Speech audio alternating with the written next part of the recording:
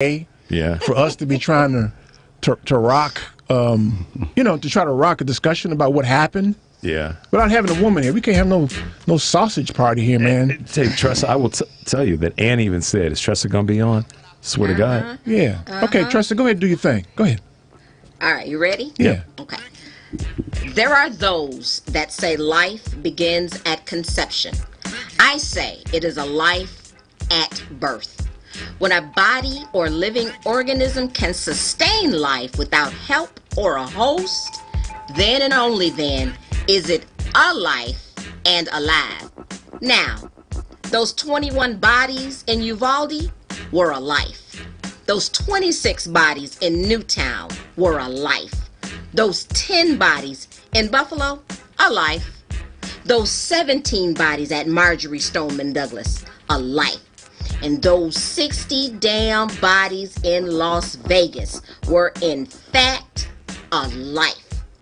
Our government is bold enough to force me to have a baby, but too damn weak to ensure that that baby makes it to recess alive. I made a decision to turn off the life support for my dad because his body could no longer sustain life on its own without the ventilator host. Am I guilty of murder? No. So, to all of you that said I overreacted in 2016 and that I should just get on with it, fornication under consent of the king, you. To all of you that didn't vote in 2016 because you didn't like Hillary, fornication under consent of the king, you.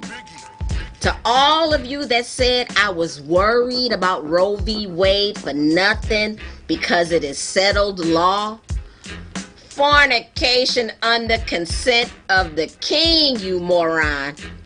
And while I personally wouldn't have an abortion, I do support wholeheartedly a woman's right to privacy and her right to choose. This is my body, my privacy, my personal choice. And for all of you that don't understand that, fornication under consent of the king to you too. There it is. Okay. I love that. You got it in. I couldn't write it down fast enough. You got it in. All right, y'all. Tressa's here with us today. I'm sure everybody will be happy to hear that. We will become, of course, chopped liver because Tressa's here. I don't know. Man, the little Mississippi girl call here. She's in Mississippi, man. Mississippi girl call here. Everybody changed their little mind. You know, you live more country today, too, by the way. Just a little more country. I don't know if we're going to be chopped liver because what Tressa said, we agreed with. I mean, we were right there. Some of what we said. I got you. I mean, Tressa, how you doing, girl? In all fairness, hey, Tressa. I am well. How are you gentlemen doing today? Hey, listen, I got somebody for you to meet. Yep. You got somebody for me to meet? I do. Who? Somebody's in the house. Big L's in the house. Ow! Hold up! No, Big L from Key Valley? What's happening, man? Yeah, film, television, theater, actor, screenwriter, producer, and director, probably best known for his role as Tariq in the hip-hop television series Empire.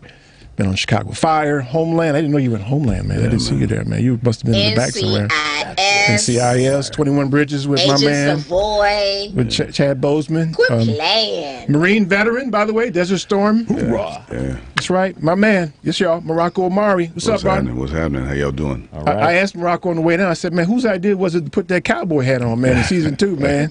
Tell him whose idea that was, man. That was all me. That was all me. I figured it was your idea, man. You know, I gotta keep Big L, you know.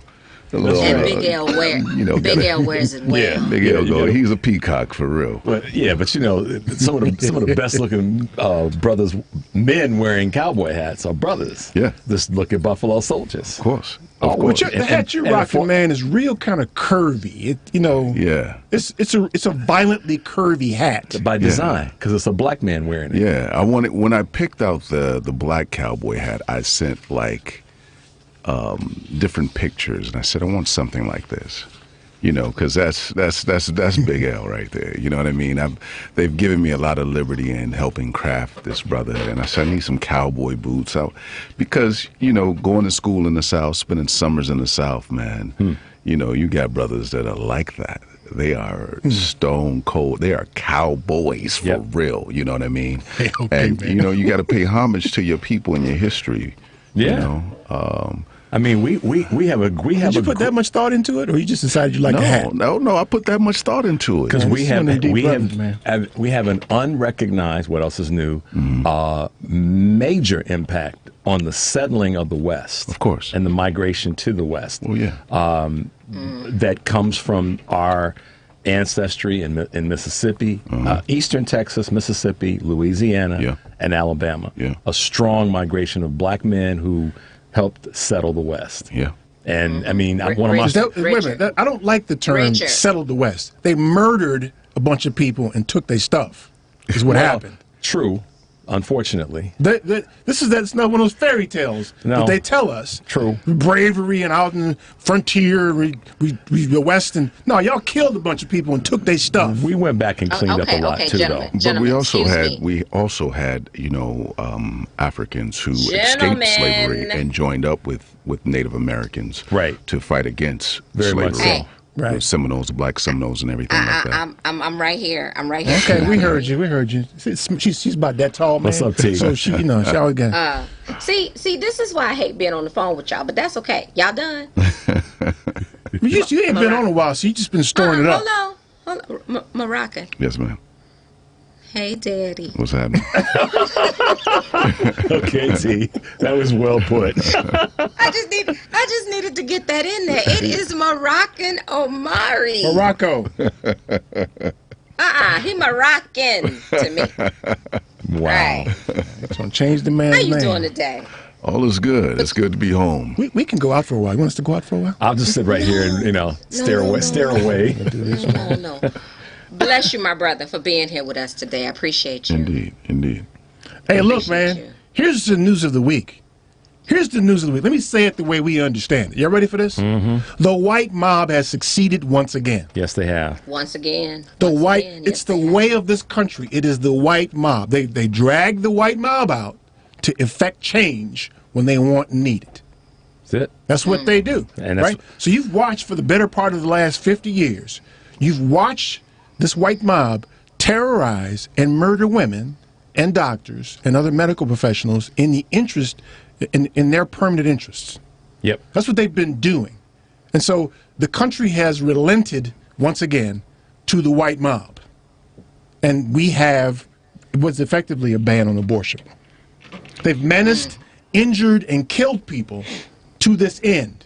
Rachel Maddow's opening on Friday night. I haven't watched Rachel in a long time, but I figure, her opening goes exactly to the direction that Eric just went, which is the white mob, the well-organized, well-funded, keep on right down the line, exercise. And I thought about you at that moment when she basically said, this has been a white mob's interest, goal, and planning to do exactly what they did. For the last 40 or 50 years, they terrorized people. I watched them outside of a clinic that happens to do abortions near my home. And they're camped out outside in their little chairs with signs, and they're terrorizing women who have to make a heart-wrenching decision. That's what they're doing. Exactly. I heard someone on television this morning blaming the last imbecile in the White House for all of this. Like it's new. Right. Like white mobs All of are a a sudden new just- thing. yeah. Like this is, Right. it's all his fault. This is small, right? So they're going to go after it because this little book that they decide that they want all of us to live by. They want all of us to live by the same book they have, right? So they're going to go in and try to take away a contraception, any number of things. Privacy, contraception, marrying who you want to marry. Right. The worst part about it is that the response from those we expect to advocate for our permanent interests is 5 minutes after the decision to send me a damn email asking for $5. Yeah. Right? Y'all act surprised, like y'all didn't expect this. I can't believe it.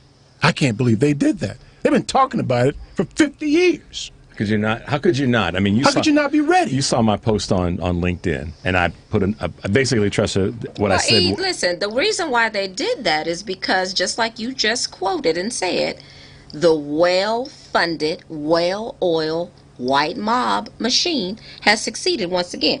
They have the funding behind them. They have the backing behind them. And the organization, and they have no And the shame. organization. They have no And- shame. And they have no shame. Exactly. They're going to do what they want to do. They don't care what you think. You can't guilt them into doing anything else. You can't shame them into doing anything else. This is what they're going to do. And so I'm more disappointed with the people that we expect to advocate for our permanent interests, that they don't have a prepared response, that they've got the temerity to be astonished. Well, I here's will the say- thing. sorry. Wait. Here's the thing. The response shouldn't come from them. I'm not waiting on them to provide me with how I should respond to my rights being taken away. I know what I need to do. What my question is to the other people in this country, are they prepared to do what needs to be done? There you go. Because for the longest time, Tressa, this is that moment where white privilege, male and female, is just like when I'm drawing a blank. Brother was murdered 2 years ago. Why am I drawing a blank? Y'all know who I'm talking about. George Floyd? George Floyd was murdered 2 years ago. We all said, how long will those who are jumping in because they ain't got nothing else to do be able to stand the test of time and keep fighting? Exactly. So here we are. This is something for 50 years that we've known about. And I've matched this up with what I said on LinkedIn with regard to affirmative action laws and Title IX. We've seen this for 50 years. Weak-ass white men that have a problem with having white women in the workplace. That's the bottom line on this. White women are mostly directly impacted by this because black women have always struggled with it. So white women now have got to really test themselves and ask themselves the damn question. Are we really going to fight for this, or are we going to sit back and whine about it some more? So this was interesting about Rock, man. So, he has found his way. Effectively, Rwanda is your home now. Yeah. And so what's interesting is the journey that you've taken and the way you characterize the experience, the freedom. Well, talk about that for a minute. Well, yeah, and let me think. Y'all got me rattled over here with what's going on in the world, man. You woke me up. I was saying to this brother, I said, the freedom that I feel over there, I don't feel the racism, I don't feel the bigotry or any kind of hate, There's a freedom that I've never experienced in this country.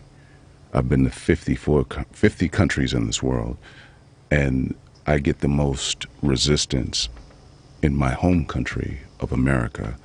Even when I come back in the country, I feel like it's almost like, take off this, you're just like, yo, okay, man. You gotta draw up. Yeah, I'm coming from this peaceful experience, and I'm just like, whoa. So not to really experience pure freedom in my lifetime is something incredible. Because, I thought I was free, but I had to go over there and experience real freedom and in all its purity. And then I come back and I feel like I'm thrown, like a lion being captured and thrown into a zoo or cage or something. And you're just like, man, I just want to get back there, kind of deal. And, where you're just experiencing life and enjoying the world and learning new things and accepting, accepting whatever you believe in. That's what you believe in. That's cool, and not judging it, not having the judgment of you can't do this or you can't do that because I've made it a law and I don't like it and I don't want you to do it. So did you guys see? So one of the first questions I ask Rock all the time is, when you going back, man? Because that's ultimately what you do, right? You come here, he visits people, he does work, and then he goes back home. Yeah. That's. I mean, can it get any better than that? Yeah. I mean, you're talking about dodging all of this madness we got going on in this country. Let's listen to Rock today. Let him talk. We're gonna let you talk more about that's actually how that feels, man. That's actually a right on place. Because this is the design for this country. This is not an anomaly. This is the plan. Yep. Yeah. And those who don't think it is, you're way fooling yourselves. The number is 773-763-9278. Stay tuned for more of the Family Meeting. And I'm gonna make it known, 'cause I want them to know, you're my lady, yeah.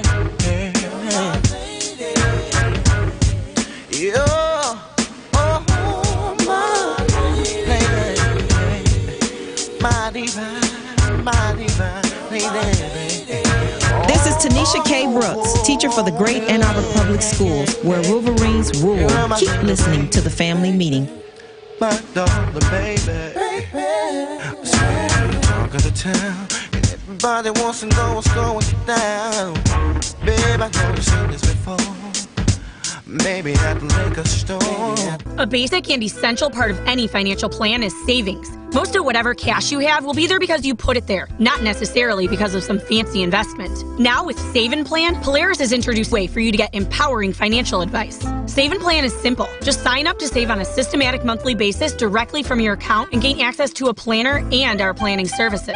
Once you sign up to save, Polaris will help you develop a customized financial plan and give you a real person to speak with. Your dedicated planner is just an email or phone call away. Save and Plan offers empowering advice for everyone. Visit us at polarisadvice.com and call us today at 312-951-2606 or email us at polarisadvice.com. That's 312-951-2606 or email us at polarisadvice.com. Save and Plan, empowering advice for everyone. Securities offered through Lion Street Financial LLC, member FINRA and SIPC. Investment advisor services offered through Lion Street Advisors LLC, registered investment advisors. Polaris Policies issued by American General Life Insurance Company, Houston, Texas. Not available in all states. All benefits are subject to policy definitions, limitations, and exclusions. For details, visit qualityoflifeinsurance.com. How do you describe quality of life? For most of us, it's about health, people we love, and peace of mind. Quality of life insurance is modern, affordable life insurance that works harder for you.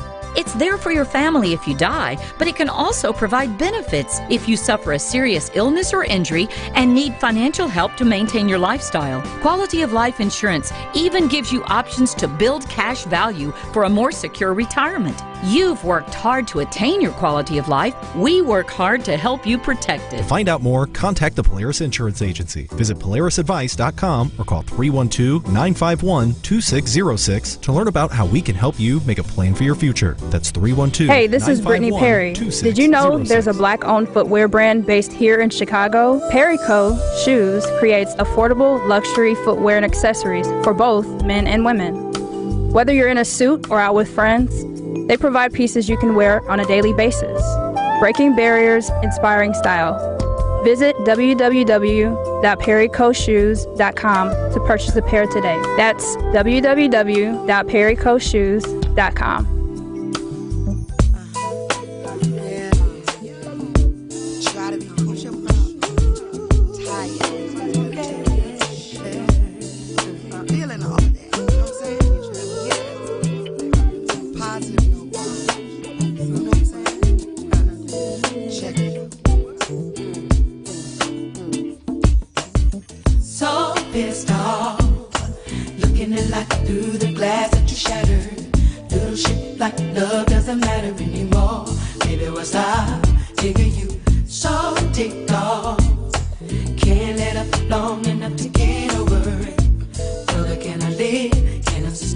This is Maiti Singstack Rice, author of The Chicago Defender at singstack.com, SENGSTACKE, and you are listening to The Family Meeting. 773-763-9278, 773-763-9278. In case you're just tuning in, Tress is on the line too. She's the star of the broadcast, as well as our dear friend Morocco Omari. Hey man, y'all haven't checked out P-Valley yet, man, on Stars, man. It ain't for everybody. We warn you about that. It ain't for everybody. But let me tell you how good an acting job Rock did in the first season, man. Let me tell you what he did to me, right? On the last episode, you a clown, man. You understand this? Yeah. You a clown. Because when it's going down in the club, his dumb ass is out in the back messing around with some dude in the truck. Now messing around, we were doing a business transaction. Hey, whatever, man. When the gunshots went off, I ran back towards the club. After the shooting, kind of like I had to go and take care of my business, man. I'm just saying, you didn't have your ass out there in the first place, man. I get what you're saying, man. I'm just saying, it could have happened. It could have happened with me looking at the monitors. I was like, Rock. Hey man, Rock, what's going down? Where you at, man? Where you at, man? You missed the no look pass. Yeah, but you survived. I survived. To live another season. And we got the bad guy. The bad guy got, you know, he got. You didn't get shot, though, did you? No, I didn't get shot, no. See, he didn't even get shot, man, because you wasn't there. That's why. That's right. But that's why he made it to the next season. Exactly. Because he was out doing a business deal. Everybody else got shot and beat up. Exactly. That's right. What happened? Hey, man. What happened? Yeah. Oh, you need a ride home. You know, Morocco's like, nah, don't think so. They got me doing a lot of things in the club, brother. It can't be, you know, 5 different places at once. Let me tell you something, man. P-Valley is kind of a cult following for the show. People love it. For sure. Yeah. I mean, first off, let me tell you in advance, right? It's about a strip club. It's about a strip club. In Chucalissa, Mississippi. In Mississippi, by the way, of all places. And you think, okay, gratuitous nudity, all that kind of stuff. It's not. Storyline about people's lives. I mean, there's nudity, but it's not gratuitous. Yeah. Right? And the storyline is like, wow, that's compelling. Well, I admittedly... See, he ain't watched it, man. He hasn't. Don't even do it, Richard. Don't even do it. He hasn't watched it. This is what happened. Okay. You sit in front of the man and tell me you ain't watched it. They think. You should lie at least, man, and say you watched it. See, when we were just talking about this earlier, they think that I give a damn that they're going to throw something at me. They really think that. No, I told you, I didn't. I haven't. But I'm not the first person to tell the truth. But here's the part that when Eric asked me outside, and I was like, no. But what I did immediately recognize when he started talking more is I went, oh, yeah, I've seen you in other stuff. And it didn't hit me. Right. Here's why. Because he said something when we were off air about kind of maintaining a sense of neutrality. And so there's a lot of people in the business that are out there all the time, and you see them not because of the work that they do, but because of the drama that they cause. Is that a fair statement? Of course, of course. As soon as you started talking, I realized I have seen your work, but I hadn't seen your primary show. Now that's going to change. Yeah. No, and it's like with P-Valley, when we were filming, that was like right in the middle of the Me Too movement. And I was like, oh, no. Your first season was in... bad look, man. We shot in 2019. And then it was just like... During the pandemic. Yeah, it was like right around the whole Weinstein, Bill Cosby. It was just a lot of stuff going on. And you're just like, oh, man, I don't know. But Katori Hall, who's our creator, she's written a few plays on Broadway. She's won so many awards. She's a brilliant woman, And you're just like, I'm going to ride with you. I'm rocking with you, Katori. And with me, I'm going to bring integrity to any role that I play. You know what I'm saying? Albeit bad, whether people felt like Tariq on Empire was a bad guy, or I played Wendy. You said he felt like it? People felt like, oh, he's a bad guy because he's going after Cookie and Lucius. Or even with the Wendy Williams movie, man, I had to make, playing her husband, I had to figure out why I was doing what I was doing. Because as an artist, as an actor, you don't say, I'm going to play the bad guy. That's not a good way of approaching it. You're playing a human who made bad decisions. You know what I'm saying? I made a bad decision today, or this decision led me, or something happened that led me to make this decision. You know what I'm saying? So that's how I kind of, let me build up the humanity of the character, and then he might sway, left, or his integrity is compromised a bit. So I have to approach it that way. But I try to bring a humanness, humaneness, or integrity to every character that I play. Sounds fancy, but you made that up, didn't you? No, absolutely not. Absolutely not. I mean, if you look at the body of work, baby, it's there. It is. So what's your research like for a role? Man. And that depends if the person, like when I did Wendy Williams, that's playing her husband, he's actually alive. There's nothing on YouTube that I couldn't find an interview with him talking. I found a phone call, so I got the rhythm of his voice. And then I pulled pictures of him, how he wore. So you never met him? Never met him.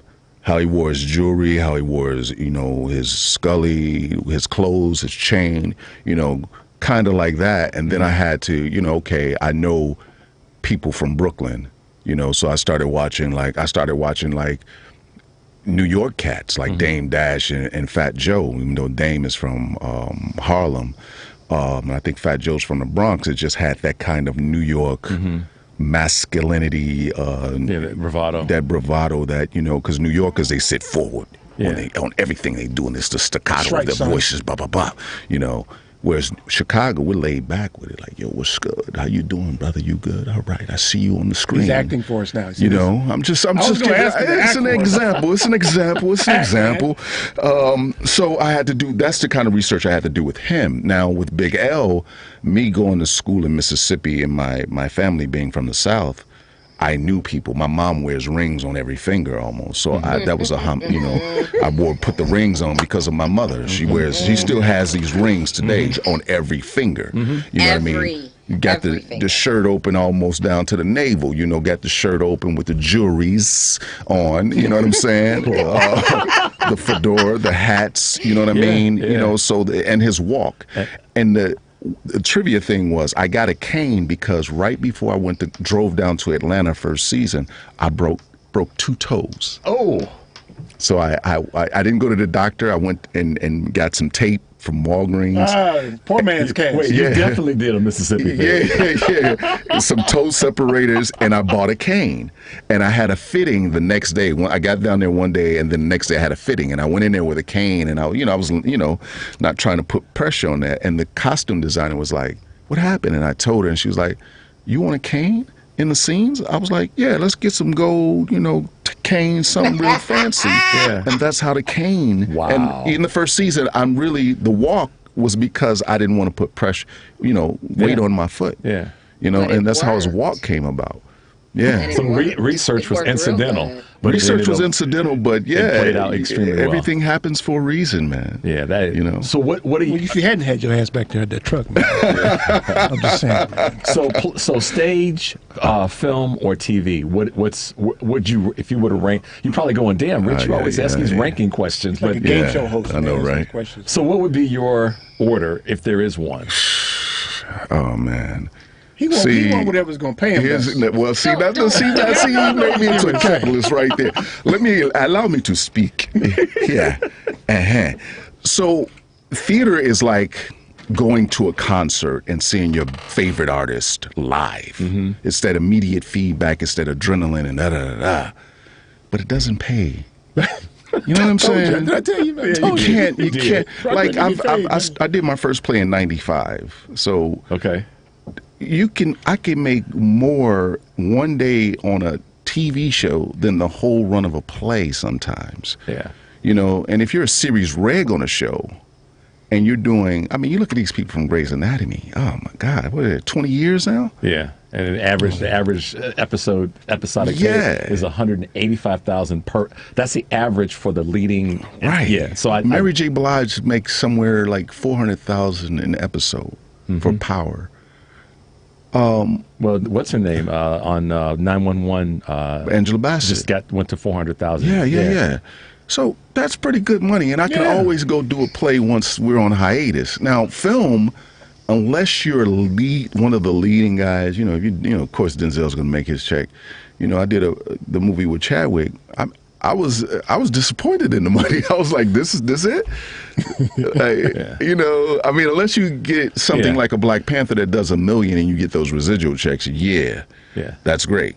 But I know TV is guaranteed money. Well, statistically, because of the advertising dollars that go into that. So they've got that, and they've got the repeated medium. Yeah. And you catch the wind, like you said. So, But as an you were artist, a bit of an antagonist in 13 Bridges or 15 Bridges, weren't you? Yeah. Kind of FBI. Were you FBI? Well, I was the deputy mayor of New York City. Okay. You're an antagonist. Yeah. Well, he wanted it. Of course. He wanted it to be. At least he didn't have his dumb ass out there with a truck. Hey, with no pulley on the back. Hey, man, Big L's. Hey, he's a survivor, brother. He's not done. He was, how are you gonna know a gunshot is gonna go off? You know what I'm saying? Oh, now you're gonna rationalize. I got to. I have to. There you go. There you go. I have to. Made it to the next season. Yeah. Where you at, man? Where you at, man? We ain't even trying to hold it down. He's out there with a truck. Maybe the next season. I never had a gunshot. gunshot in the paint before, maybe a little razor or a knife, but not a gunshot. What y'all doing, man? Never went down. He is good for a whole lot of things. But one of them is talking stuff about what you didn't do. I wouldn't have been out there by no truck. I'd have been in there. I'm just saying. That's what he said. He wouldn't have made it to the second season. Right, exactly. You living in Chuckalissa, Mississippi. Probably maybe. Is that a place? No, it's not a real place. It's not a real place. But imagine living in and the strip club is making no money. How are you gonna survive? Where you live? What town are you in? Bay Springs. Just outside of Forest. Just outside of. Well, yeah. It's about 35 minutes from Forest. No, I know. Right down at the end of the fence post, right? Wow. Shut up. Just saying. Turn right at the road. The dirt road. Everybody got an old dog in the yard and stuff. I know how y'all roll, man. Rusty ass car sitting in the front porch. That dog come out, start barking, turn in. It's kind of ironic that Morocco's, if you will, catapult to notoriety came during a time when he had a captive audience during COVID. Yeah. That's and a great point. It's amazing, like when you said it's just being in the right place at the right time. Because otherwise, I don't know if P-Valley would have gotten, the kind of buzz that it did had we not been a captive audience. Yeah, if we haven't been on lockdown, Yeah, and it was done so in a way that it addressed not just everyday issues, but it also addressed issues outside of Chuckalissa, Mississippi, that were affecting what was going on in there. Because Uncle Clifford he bought that life now. But I also see the humanistic side, and like you were saying, Morocco, I see the humanistic side even in Big L, because Big L, I can say some stuff, but I don't want to give the show away because I really want people to go and watch it. But now that we are post-COVID, and I hate to use that term, and I'm going to use it very loosely. Remember, you get ready to ask a question? No. I'm just going to say, now that we are post-COVID, how is the show going to move forward and keep that captive audience? That's what I want to know. See, I knew she was going to ask a question. I knew that. And we'll get it. Wait a minute. Hold that thought, man, because we got to take a break, Tressa. Good. Okay. Sorry. I should have let you get it in earlier. My bad. Okay. Okay. You're in Mississippi, too, so a little bit slow, but 773-763-9278. Stay tuned for more of the Family Meeting.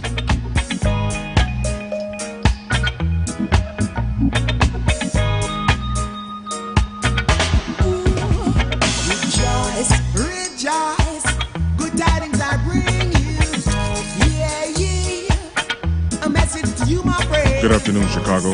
My name is Timothy Hicks, Marine Corps vet. Keep listening to the Family Meeting.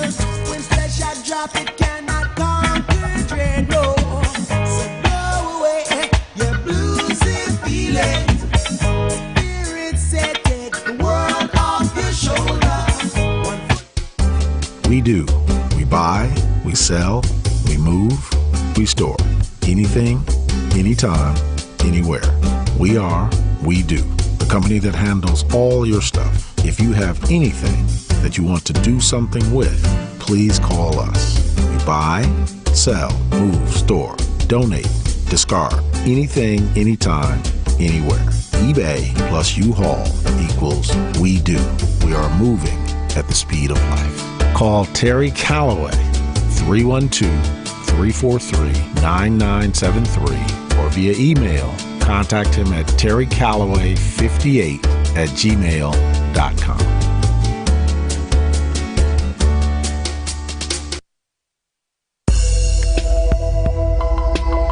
Hey Chicago, are you always on the go? Take the new Shy 311 app with you to find the information that you need, submit non-emergency city service requests, and much more. Download the new Shy 311 app, built with Chicagoans for Chicagoans. That's Shy 311 on the App Store or Google Play, or check it out online at 311.chicago.gov. Stay informed with Shy 311. A 2016 study estimates that 13.1 million Americans were victims of identity theft that year. Fight back against identity theft by signing up for Identity Guard. Identity Guard monitors your credit and identity information with alerts that can help you respond quickly if certain changes indicating fraudulent activity are detected, as well as help protect your computer from viruses, keylogging, and other serious threats. Plus, with Identity Guard's dynamic credit management resources and tools, you will have helpful information as you make better financial and credit decisions. Identity Guard includes $1 million identity theft insurance and lost wallet protection, and more if you ever do become a victim. Protect your ID by visiting lookaftermyid.com. That's lookaftermyid.com to securely sign up for Identity Guard today.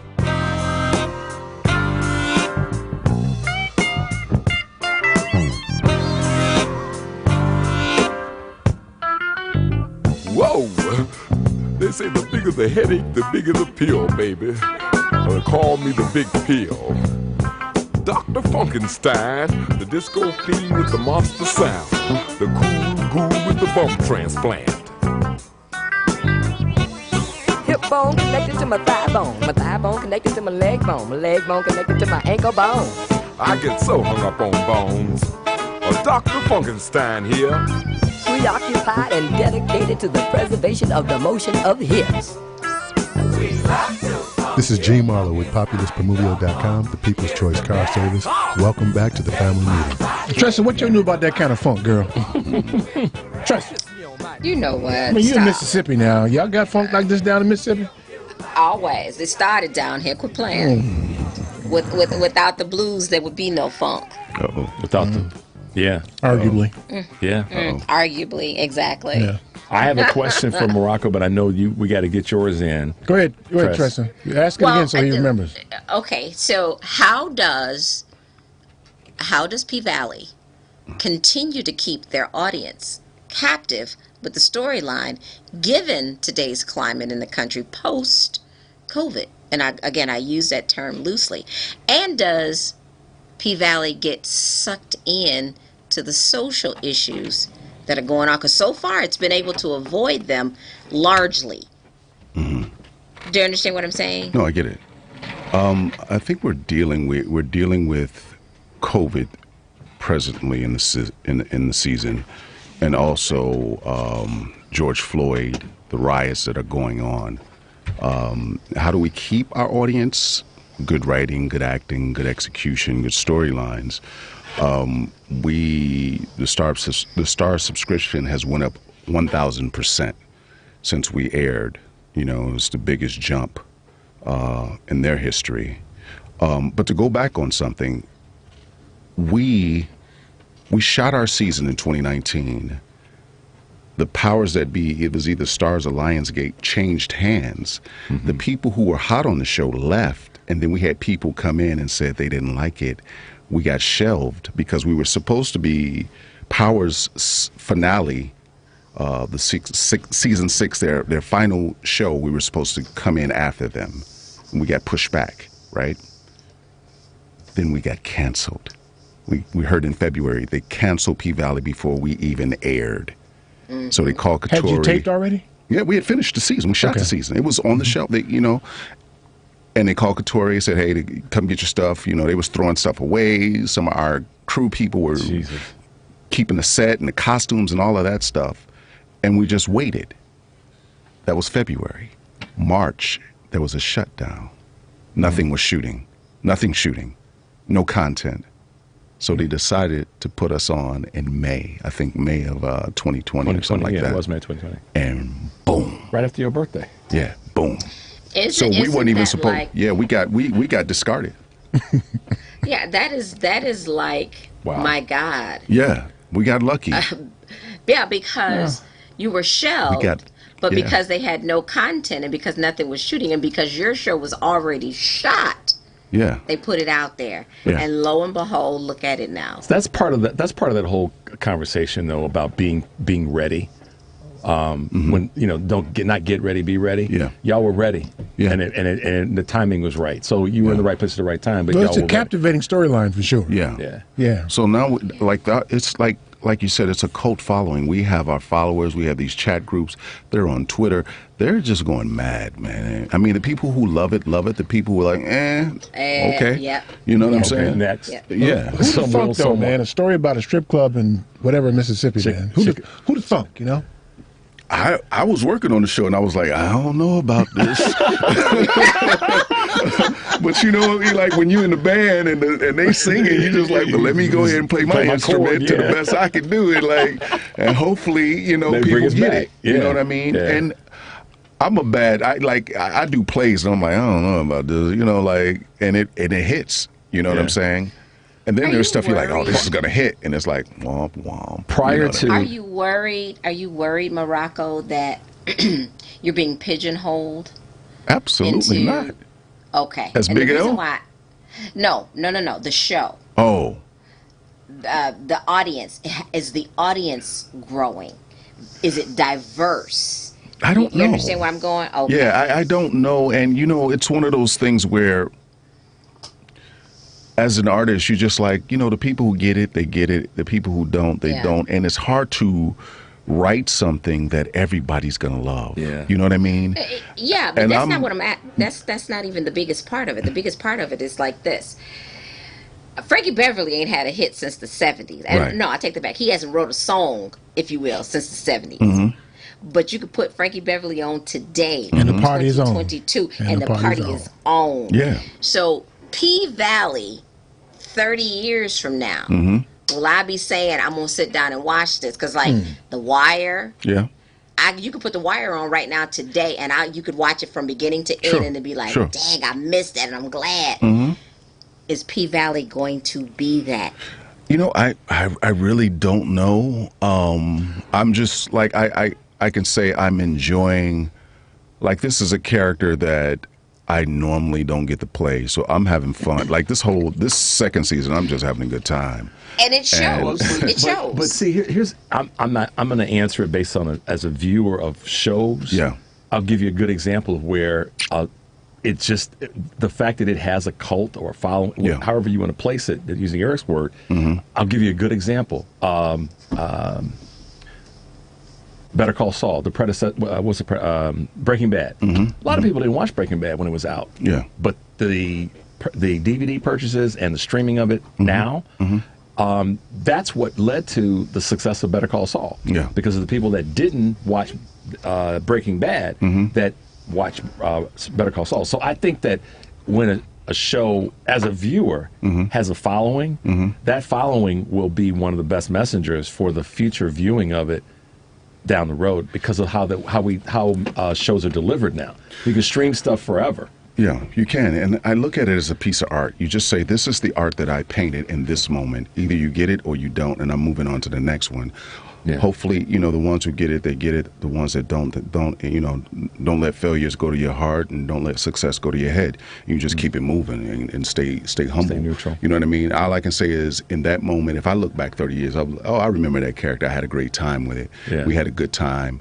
It was fun. People, they enjoyed it, and now here we are here. You know what I'm saying? Prior to P Valley, what would be your favorite couple of roles? Prior to, I would say theater. It was like, I had fun playing Tariq on Empire, because you go to work and you're, Taraji and Terrence Howard, people that I really respect in the game and their craft, and you're just like, all right, let me see if I'm ready. So going to work with them every day and watching them and their mastery made me a better actor. Yeah. So going to work, and just like figuring out how to antagonize. So the little the Jesse Smollett, oh my God. I'm sorry. Yeah. The Juicy Smollett have a lot to do with Empire's demise? I mean, I was already gone. I don't know. I know they didn't know how to move on and explain away his character. That's what I thought. You know what I mean? And that's kind of like, He's too integral to the story. And you're in the middle of a season. If it was in between seasons, they probably could have figured that out. But in the middle of the season where scripts are already written, you know, and you're on a time crunch to finish up a season by a certain time, it probably did affect it. You know. Yeah, because here we are years later, and we're still seeing the remnants of that. Right. So. Well, you know, for me, all the little fancy acting stuff is really cool. But what's really cool, what's extra cool, is the journey. And we talked about that because Rock is a West Sider. Yeah. Right? And I ain't gonna put all your stuff out in the street, man. But you know, he ain't supposed to be here today. Yeah. And in the bigger conversation of what's happening to pressure the communities. Yeah, I mean, so listen, Rock, he started football player at Evanston Township High School. Take us from there. Ended up at Jackson State University for about 3 semesters. Didn't make the football team. Was partying, chasing the Southern girls, man. Drinking, fighting. If I'm being real, drinking, fighting. Be real, that's right. And just enjoying the Southern flowers, man. I mean, you can't go wrong with a Southern girl. Look at that smile on his face. It all came back just that moment. Body adjustments. And I majored in theater as a fluke. As a fluke. It was just like looking at like stuff to major in, and I was like, oh, theater, yeah, that's easy. I was always a class clown. I was always in plays in school and stuff like that. Sure, whatever, that's easy. Okay. And I had the good fortune of having a professor by the name of Dr. Tommy or Dr. Tania Stewart. And my 3rd semester, she said, I want to see you after class. And, you know, in my Chicago, I Dr. Stewart, okay. You know, I'm too cool for school, like, And I sat down, all cocky, and she looked through me, and she knew everything. She was like, what are you going to do with your life? Are you going to drink, party, fight, and chase women for the rest of your life? And I'm thinking, who told on me? Like, how does she know this about me? And she said, you have potential, but no discipline. And it was that word, discipline, no discipline. And I said, I'm going to go to the Marine Corps. That was the first thing I could think of, because I felt like I disappointed. Like, for someone outside of your family and your circle to see you, I was just like, okay, I'm doing something wrong, man. Yeah. And I went to the Marine Corps and ended up in a war and picked a hell of a time to join the Marine Corps. Yeah, the same year I went in, the same year I was on the front lines, and came back and enrolled in Chicago State and dropped out of there and just started doing theater, man, going to theater classes around Chicago. And that first time I stepped at Fleetwood Jordan in Evanston, a brother by the name of Luther Goins gave me a role in a Zora Neale Hurston play. And I got to play three different characters, and feeling that audience and having the power to use your words to make people laugh, to make them hiss, you know, and just to captivate them. So go from the football field to the battlefield to the stage. It was a journey, and I was like, oh, this is where I'm supposed to be. This is it. Because I felt it, and I was like, I'm going to listen. You know, God, universe, the ancestors, like, this is it. And I just used all my military, my Marine Corps discipline, and just put in the hours of just going hard with the theater in Chicago. And then it became film and TV and voiceovers and writing and producing and directing. So I'm glad I listened to her. I'm glad I listened to the universe, and I'm glad I believed in myself.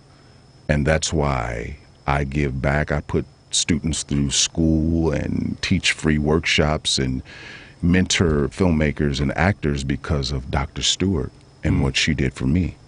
Wow. You know? See, I told you that was more interesting than the little fancy acting stuff, didn't I tell you? I tell you he was going to do that to us. I told you he was going to do that to us. You know, it's kind of like, you know, when people add, like, talk about yourself, it's very hard, you know what I mean? But if you ask the right question, you're like, oh, yeah, I can tell you how I got from point A to there's always that touch point. Yeah. Well, see, I know a good number of athletes and entertainers myself. And oftentimes the most interesting part about it is not the stuff they do daily. Yeah. It's how you got there. It's how you got there. Yeah. No, it's far more compelling story. Yeah. I mean, it's almost always worth writing about. But you know, I do this a lot with Eric because he doesn't allow it, but I do it anyhow. That's true. I don't disallow grown men from doing stuff, so he don't let you think. He doesn't like it. But that's true with all of us when you are put into a situation where someone takes the time to ask the question and be, to Eric's point, intellectually curious. We all have that point, that person. Yeah. We were talking about this last week, Tristan, and this was a great conversation. It was Father's Day, and Eric asked me. We were sitting, between time, and he said, "Rich, when does it get any easier or any different?" Having lost his father, and me having lost mine a number of years ago. And I just said... And Tressa most recently. I said it doesn't. It just gets different. But it doesn't get necessarily any easier. So that led me to... But remember the things that your father and my father put in us. You too, Tressa. That those are those things where you can go, wow, those moments, like you just said, Dr. Stewart was her name? Yeah, Dr. Stewart.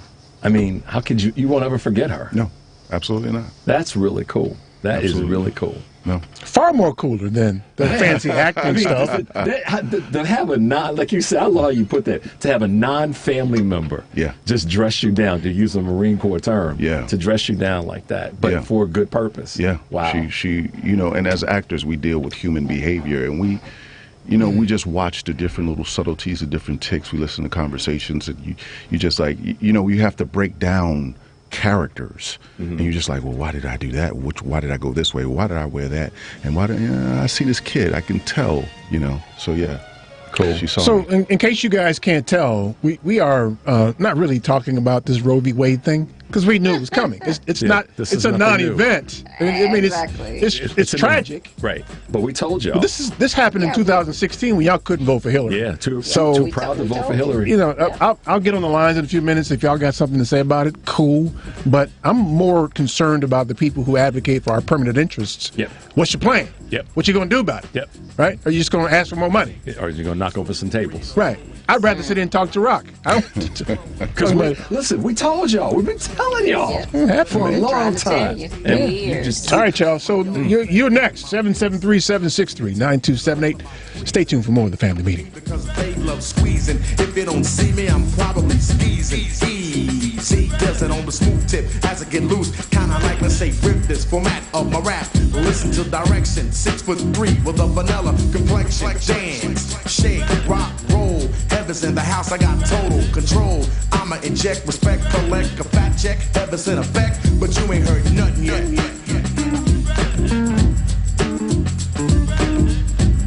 Hi, I'm Vicki Miller Walken. Keep listening to the Family Meeting.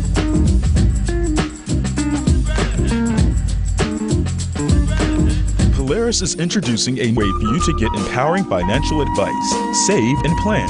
If you are like a lot of people, you'd like to work with a financial planner, but don't know if you earn or have enough to invest. Save and Plan will allow us to work with nearly anyone from young professionals to retirees looking to travel the world. Save and Plan is simple. Just sign up to save on a systematic monthly basis, directly from your account, and gain access to a planner and our planning services. Once you sign up, Polaris gives you a customized financial plan, a real person to speak with, and information to help you make good financial decisions. Your dedicated planner is just an email or phone call away. Save and Plan offers empowering advice for everyone. Visit us at polarisadvice.com. Call us today at 312-951-2606 or email us at polarisadvice.com. That's 312-951-2606 or email us at polarisadvice.com. Save and Plan. Empowering advice for everyone. Securities, insurance, and advisory services offered through FSC Securities Corporation. Member FINRA SIPC. Insurance services offered through Polaris Insurance Agency, Inc., which is not affiliated with FSC Securities Corporation. This is Chicago's Progressive Talk, 820 AM, WCPT Willow Springs, and online at WCPT820.com, where facts matter. Hey Chicago, are you always on the go? Take the new Shy 311 app with you to find the information that you need, submit non-emergency city service requests, and much more. Download the new Shy 311 app, built with Chicagoans for Chicagoans. That's Shy 311 on the App Store or Google Play, or check it out online at 311.chicago.gov. Stay informed with Shy 311. It's your gateway to Chicago services. Are you one of the 78% of Americans who'd like to speak with someone about a long-term care plan? Did you know that only 16% have had that conversation? Call the Polaris Insurance Agency at 312-951-2606. One of the Polaris agents in Illinois, Wisconsin, and Iowa can provide you with useful material, like what long-term care currently costs and what it could cost in the coming years according to the Genworth 2012 Cost of Care Study. With information like this, you'll have the power to plan. Call the Polaris Insurance Agency at 312-951-2606. Don't outlive your financial resources.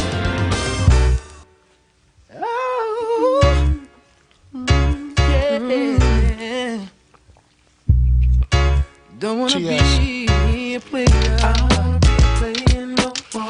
I'm not a player, I just crush a lot. Punisher, still got what you're looking for. Don't wanna be from a thug. I don't wanna be a player no more.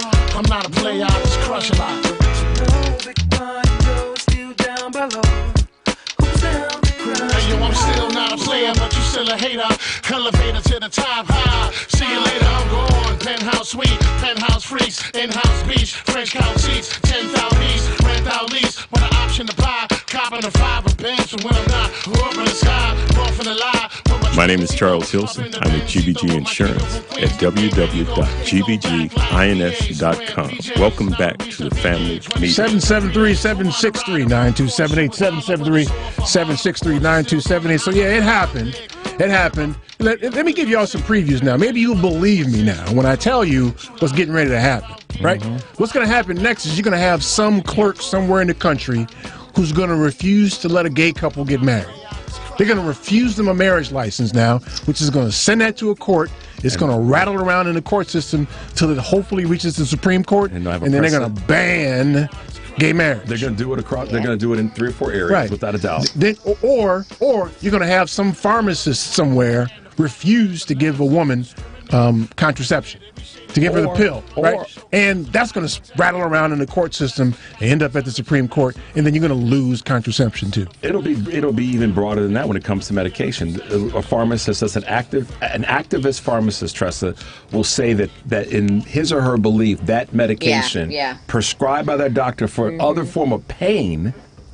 Right, but either way, it's going to rattle around in the court system and end up in the Supreme Court, and be another reason for them to take another one of your rights away. Yeah. So they've been planning this. I've been telling y'all. The monster's in the closet. Y'all gave the gun to the monkey, and now he's shooting at you. And he let the monster out of the closet. Now the monster's in bed with you. That's what happened. And you wonder how the hell the monster get in bed with me, because we've been telling you. Yeah, the tricky part. What I would like to know is, like, for me, I'll be 55 this year, and Roe v. Wade has been settled law for as long as I can remember. What I would want to know is, like, these younger kids, these college kids that are just out living life and doing their thing, knowing that this is a safety net, if you will, if should something like this happen, that they're able to personally make a choice to do what it is that, you know, they may think is best for themselves. What are they going to do now? How are they going to react to this? And will this be that siren call for people to say, not just Roe v. Wade, but it's other, like you said, other rights, other privacy issues that they may try to come for? Well, that's a fantastic question. I think an even more compelling question is, how will the state begin to enforce these rules and laws? The cost of that. Let's say, will they start monitoring women's periods? And you know, and if I mean, I'm laughing, but you're right. Right. If you you're miss, absolutely right. If you miss one, then you're on some sort of a list now, where they got to track, make sure you don't do anything. That's if you're an organization that funds women's health care, are you subject to IRS audits now to see if you're actually funding illegal behavior? And the irony is, taking in terms of church and state separation, in the same week that this happens, they also knock down. Tressa, help me out here. They knock down the contributions, or they now are enforcing that states have to equally contribute to religious organizations, specifically Christian organizations. So Christian schools now. So this whole thing about the Republicans say lesser, smaller government is a bunch of you know what. No. And this isn't even about the right to life. This is about legislating someone's morality. That's what it's all about. It's about making people attempt to live by their religious book. Yep. Which is wrong, because if you know the good book, God and Jesus himself gives people a choice. He doesn't force you to do anything. Well, see, that's the thing, though. It may say that. I'm not a scholar on the book, but I don't care what your little book says. That's another book. That's the right in this country I have to not care what your book says. Right. Exactly. And there's two other books out there that look at it slightly differently. Even if they did. I don't care what none of y'all books say. say. That point. Yeah, but if we're saying that this all kind of stems from Christianity and them trying to force someone to live by their book, they're not even living by their right, because the baseline of their book there's no evidence to show exactly. But that's not an argument I want to get into, because the bigger point is I don't have to live by your book. Nope, you don't. But not when the Constitution. Or so you thought. Because the Constitution says I don't have to. But now. But see, they changed the argument, though, right? It's not about the book anymore. It's about science in their world. Yeah. They moved the goalposts. Absolutely. They definitely moved the goalposts. And they courted people to be on this court that had the same ideology that was shared by those few. And they just lied their way into those seats. And they lied so they could go ahead and get the job done. Because don't you wish that the people that advocate for our permanent interests were as aggressive about pursuing them as they are? They don't care what you think. They ain't gonna be shamed. That's too damn mealy-mouthed, Eric. Right, you can't run around. I don't know that. I don't know that even matters. It's the citizenry. You know, it's kind of like what you said earlier, Rich. This is about the middle of the road white woman. Mm-hmm. Okay, this is who this is going to most adversely impact. Because we as sisters, we done had 5 kids and kept it moving. There it is. We done had 8, 7, 8, 9 kids and kept it moving. People don't do that. We done raised other folks' kids don't do that no and more. kept it moving. People don't yes, they do. People don't have that many kids no more. Wait. Yes, they do. Because listen, my daughter right now is, if you will, involved in a situation where her ex-guy stepped out on her, had a baby. The person he had the baby by was not fit to be the mother. The system took the baby away, and guess who is trying to get the baby to raise the baby? Your daughter. Thank you. Yeah. So don't tell me what we as black women don't do anymore, because we No. do. Then you misunderstood me. Then what I was saying is that people don't make 8, 9, and 10 babies like they did back in the 40s. I got you. And I got you, and I will give you that. But again, this Roe v. Wade, because if sisters want to find out a way to get their stuff done, they're going to find a way to get their stuff done. How many kids you got, Rock? How many kids you got, man? 2. See? Tressa, this is he ain't trying to make the earth all crowded and stuff. Whatever the number of children is, Tressa, this is going to, mark my words, like I said 30 years ago when I spoke at the SHRM conference, this is going to impact middle-class white women, and they're trying to head fake it into saying it's going to affect low-income black and people of color. It's going to affect. Well, it is though, from the standpoint that their health outcomes. First off, we've got a higher mortality rate. Well, that's true. Healthcare-wise, yes. Abortions, middle-class white women. Healthcare in general. And that's the other thing too with this, Richard, Morocco, and E, is the healthcare aspect of it. Mm-hmm. I think this kind of gives the physicians, the like you said, Rich, the head fake to go ahead and be even more unaccommodating for us, because the healthcare that black women receive in this country is so subpar to our counterparts. We die at a much higher rate trying to give birth to these babies that if they would just leave us alone, we can make decisions about to do what we need to do. So the thing I hate, though, is to engage in a conversation about something that shouldn't even be the issue, right? The issue is you don't get a chance.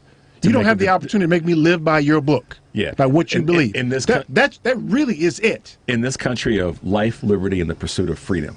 Right. I'm sorry. Yeah, because what they want to do is go out the window a long time ago. That's well. This is what they want to do though is they want to try to make you live by their religious book, and they want to. They're not making you do it. They've done it. Listen to what I'm saying though. They want to try to make you live by their religious book, and they want to mask it as science. Mm-hmm. Right. So then I don't want to engage in an issue of science. I don't want to engage in a discussion about your book. What I want to engage in is you don't get to tell me what I can do. That's it. That's what the country's supposed. That's what the. But that watch thing, this, E. Watch this. We know this. You and I, Rich, Morocco, we know, our listening audience. We know this. It's those others that worry me. Like we said earlier, we have seen this playbook all our lives. All our lives we've seen this playbook. Right. And they want something done, they roll out the white mob. They roll the white mob out to get done what they want to get done. Tressa, you but called. Nobody wants to keep believing us. Remember a few years ago, you asked me about what's the word. We were looking for a definition, and we finally just called it permanent PTSD. Yeah, that's perpetual state of PTSD. Yeah. So, sorry, he's got to get. Let me get Jim in here, y'all. Let me start taking these calls here. So, hey, Jim, what's new, man? Hey, Jim. Did I do this wrong? This is the week that was. This was quite the week. You've got a guy who refuses to concede an election. You've got an insane Supreme Court who gives guns to everybody in the country. Now we're in an elevator. We got to figure out who's playing with a full deck and who's armed. Should I shoot now or shoot later? The other one is the abortion thing, where they don't even know the history of abortion. They went back to the 1300s to take this up. They threw out the 100-year law for the New York gun thing, where the most populated city in the United States. So everybody's got to be in fear whenever they get on a train or anything. Everybody isn't armed.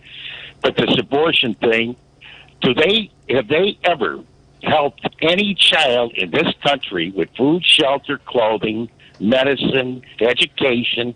Never. And they never will. What will happen is they'll go into orphanages like they did all over Europe, and the Irish were all stuffed in orphanages because they couldn't get an abortion there. And they're stuffed in orphanages. And now that the people are armed, so your citizen can hunt the girl down and find out if she's going to get the contraceptive or whatever she's going to do. But you hold her there until the authorities come, and then put her in a private prison that probably somebody owns. The private prison will go through the ceiling. You might as well start buying the stock today. Smith & Wesson went through the ceiling because they know everybody's going to be armed. They can't wait to get their hands. So they got what they wanted. They wanted abortion and guns. That was the Heritage Foundation and the legalese that they paid a fortune for, and they got their way. I don't know how but every fascist country starts with the law. We're going completely fascist here. I don't know how long we can stand it. But anyway, it's horrifying. Thank you very much. Thanks, Jim. Appreciate it, man. Yeah. That's the thing, man. Let me get Ron calling from Michigan here. Hey, Ron, what's new, man? Hi, family meeting. You were talking about theater. Did you know Muhammad Ali back in 1969? He was in a theatrical play. One of the writers was Oscar Wilde Jr.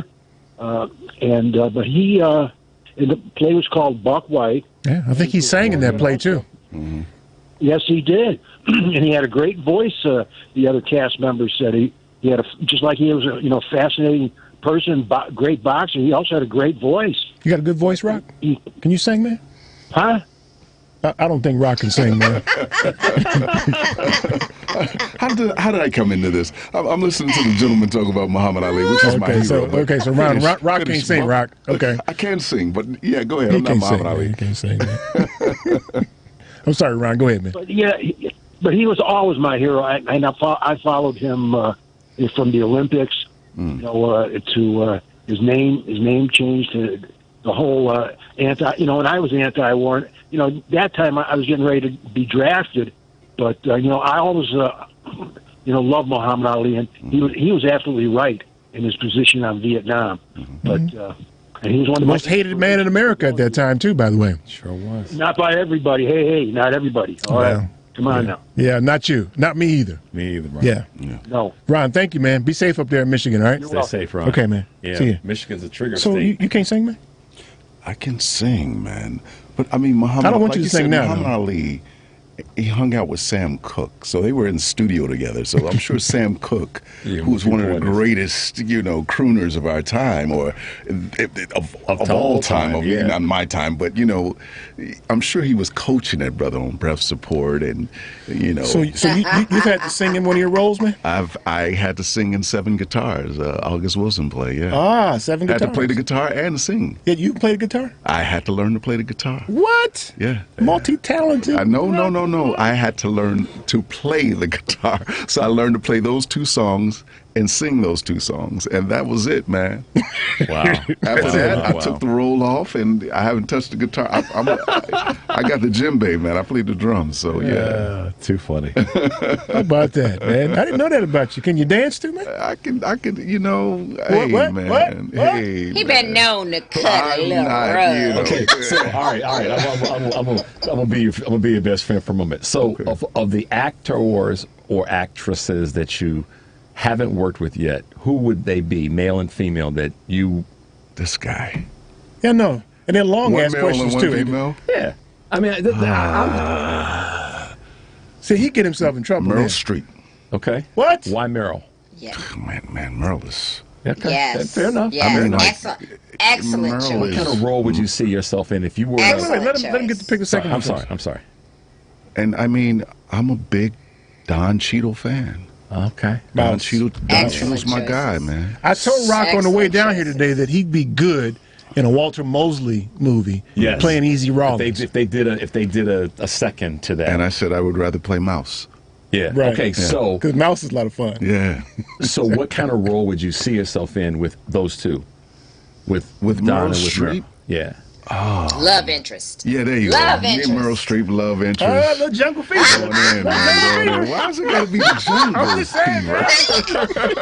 Leave it to E. Leave it to E to muddy Why it it. has to be Leave it Jungle to E to Fever? muddy it. He said he wouldn't play Kissy Face with I mean, Meryl Streep. No. That's what he It's about Meryl Streep having a very strong leading man next year. I mean, Something He never, wants to play Kissy Face with Meryl had. Streep. No, I would just love to be in a scene with Meryl Streep. I see you in Meryl. Meryl Streep and my other one is Felicia Rashad. Okay. Ah, I get that. Excellent choices. Excellent choices. And you just say these are masters of the craft. I seen Felicia at the Public do a play, and 30 minutes she was just talking to God in the second act, and I was like, for 30 minutes, and I said if I could get 5 minutes of that, I would be happy. It was one of the most powerful. We've never seen her stage work. We've never seen it on screen. What she can do. Yeah, it's amazing. She's a Howard woman, of course. I'm just saying. Yes, man. she is. I'm saying. All right, y'all. One more break. I see Matt and Dave holding. Stay tuned for more of the family meeting.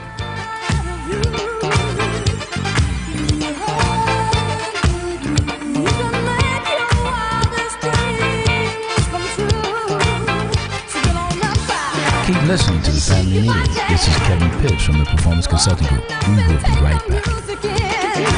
You better get on the fire. Come to the party. Life is waiting for you to begin. You can dance forever. A basic and essential part of any financial plan is savings. Most of whatever cash you have will be there because you put it there, not necessarily because of some fancy investment. Now with Save and Plan, Polaris has introduced a way for you to get empowering financial advice. Save and Plan is simple. Just sign up to save on a systematic monthly basis directly from your account and gain access to a planner and our planning services. Once you sign up to save, Polaris will help you develop a customized financial plan and give you a real person to speak with. Your dedicated planner is just an email or phone call away. Save and Plan offers empowering advice for everyone. Visit us at polarisadvice.com and call us today at 312-951-2606 or email us at polarisadvice.com. That's 312-951-2606 or email us at polarisadvice.com. Save and Plan, empowering advice for everyone. Securities offered through Lion Street Financial LLC, member FINRA and SIPC. Investment advisor services offered through Lion Street Advisors LLC, registered investment advisors. Polaris Wealth Management and Lion Street Financial are not affiliated.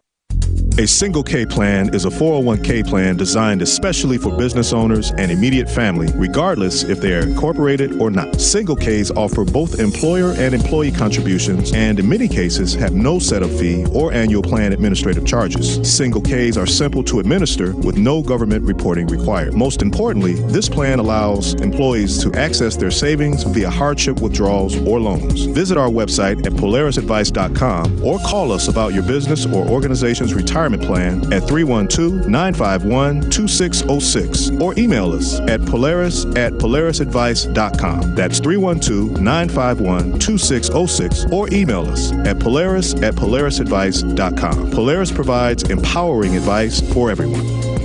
Securities offered through Lion Street Financial LLC, member FINRA and SIPC. Investment advisor services offered through Lion Street Advisors LLC, registered investment advisors. Polaris Wealth Management and Lion Street Financial are not affiliated.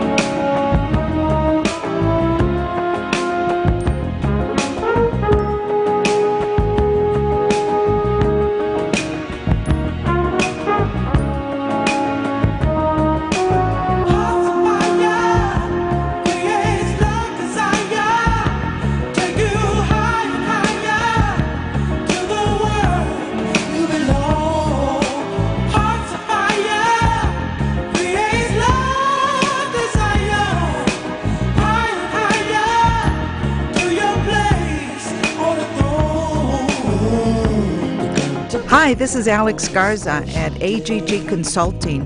You can visit me at www.aggconsulting.net. Welcome back to the family meeting. So this is one of them songs that you hear when you're little and your mama and aunt told you to go to bed, and you can hear it from the bed.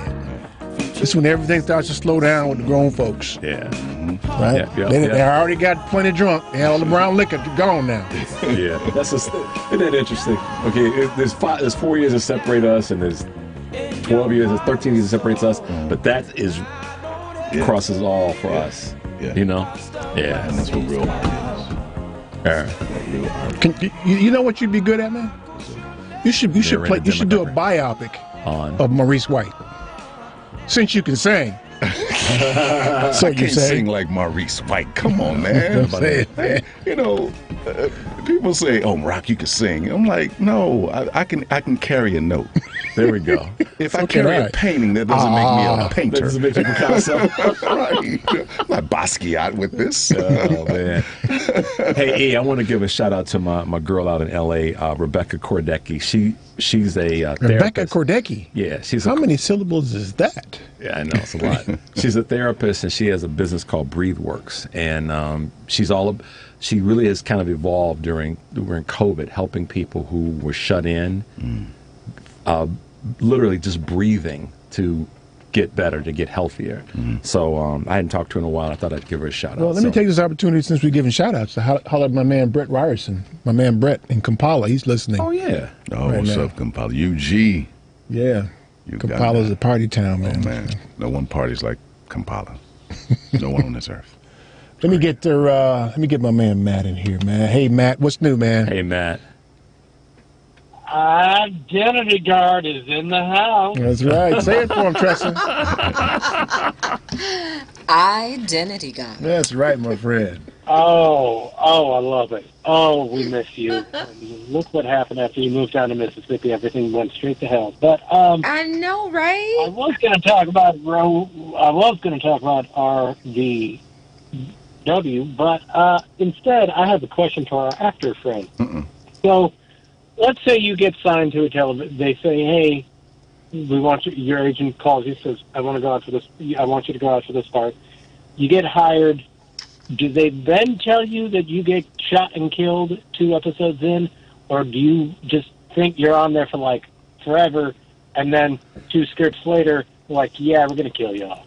Well, I mean, good question. That is a great question. You know, a lot of times, if you're a series reg, say, okay, like we just did 10 episodes. So when you're negotiating, you can negotiate a guaranteed 10 out of 10, a guaranteed 7 out of 10, meaning either if I do 1 episode, I still get paid for those 7 because I got a guarantee of 7 episodes. If I could do a 10 out of 10, if I don't work the whole season, you still got to pay me for 10 episodes. So some of the way a good manager, a good agent, good entertainment lawyer can structure your contract saying, no, we want a guarantee of so many shows. Now, if you're a recurring character, they might already have the arc in place, like, okay, we got you for 4 episodes. Now, it could go longer, it could go shorter, but also you say, okay, if you got me for 4, then I want to get paid for 4. I just did a show called 61st Street. I was supposed to do 5 episodes. I ended up doing 4, and they paid me for the 5th. So it depends on how you structure your contract. Well, they could get tired of your ass and say, we're going to kill you this week. Oh, they can. Right. They really can. They can. You can be a difficult actor or late or not showing up, and yeah, you can get fired. You can definitely get fired. Remember, I didn't see you in 61st Street. You in the 2nd season or the 1st? I'm in the 1st season. Are you? You're not supposed to see me. Okay, you driving a cab or something? What are you doing? If you see me, then I didn't do my job. What are you, a ghost? What do you mean? No, now I got to go back I and morph into the character. Now I got to go back and watch. I play the father of the guy in jail. Is he in jail? That I'm Courtney P Speak. is. Oh wow! Okay. Wow. How come I didn't notice that, man?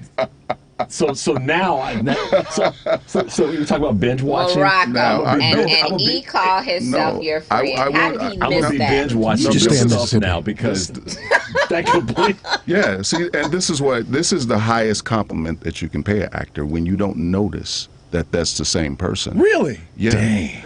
The guy who was doing when I did 61st Street, and I played the character Speak, brother had been cutting my hair for 3 weeks. And then it just hit him. He's like, wait a minute, Empire. When did we? Oh, man. He started being apologetic. And I said, what are you doing? No, man, I'm sorry. I didn't know who you were. I said, no, brother, we're both working here. I said, that's a compliment if you didn't know that I was the same I feel person. some kind of way about that, man. I figured I got somebody knew who I am. I'm sorry, Matt. We jumped in on you, man. Do you have anything else you want to ask, Rock? No, I just wanted to say thank you to your friend here, and Richard, you, Dad, Eric, good luck. And Marissa, please, for the love of God, woman, come home. All